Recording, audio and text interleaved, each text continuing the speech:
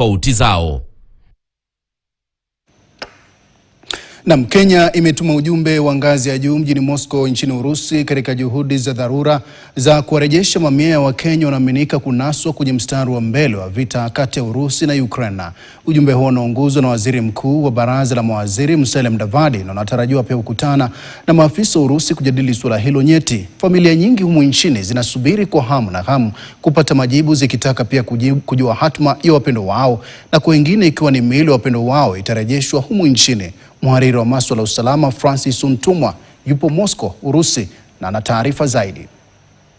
Musalia Mudavadi atakuwa akifika hapa Moscow jioni hii ya leo kuweza kuzungumzia masuala mbalimbali baina ya Kenya na Russia, lakini muhimu zaidi ni kwa familia ambazo zinajipata katika vita ya Russia na Ukraine.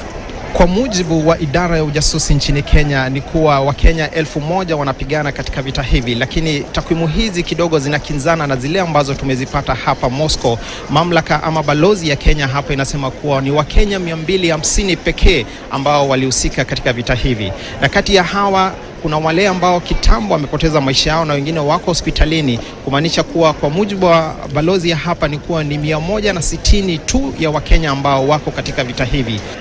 Mkutano baina ya Mudavadi na wakuu wa balozi za hapa Russia utakuwa wa muhimu sana kwa familia nyingi huko Kenya ambazo bado zimeweka matumaini yao kujua jinsi ama mustakabali wa hali hii utakuwa upi.